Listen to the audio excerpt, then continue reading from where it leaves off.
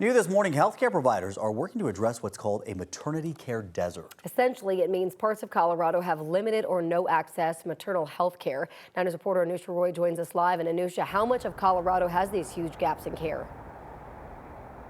Good morning, Corey and Jordan. You know, unfortunately, it's nearly 40% of the counties in Colorado are in what's called a maternity care desert. That's according to the state health department. This is when a person can't get to a birthing center or to their doctors within a 30-minute drive. As you can imagine, that also means that some people are traveling hours just to get to their doctor for that care. Now, this is impacting mostly rural Colorado, and out of the 64 counties here, 47 are considered rural. The situation becomes even more tricky when it's requiring women to take hours off of work, especially if you're working hourly. And particularly scary is someone is having a high-risk pregnancy, and sometimes they need to be going into the doctor and seeing them twice a week.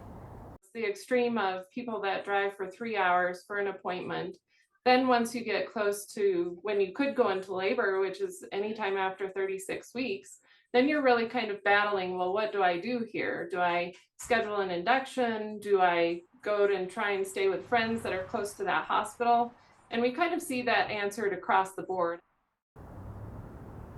You know, the vice president of Health One's Rural Health Network says that it's just beyond a maternal care desert and is calling it a women's care desert, saying, quote, that there is a lack of access to specialty care in a lot of rural communities, which may prevent women from pursuing critical follow-up care. And the impacts on women in these rural communities can be devastating. So this is where telehealth can really come in handy. And the CDPHE is actually putting out recommendations to state lawmakers and maternal health partners, saying the more telehealth you can use in a situation like this, the better. They're also emphasizing the need to improve access to culturally appropriate care and then pushing for practical things like funding. I do want to make sure to mention that there are things that are happening statewide right now. If you look at the University of Colorado, they just received a $2 million grant to basically train up more nursing and nursing midwives for rural Colorado, covering things like tuition and stipend to help fill that gap. They also received a 5-year grant to also help out with mental health and substance use support as well. Corey and Jordan. All right, we'll see what happens here. Anusha, thank you.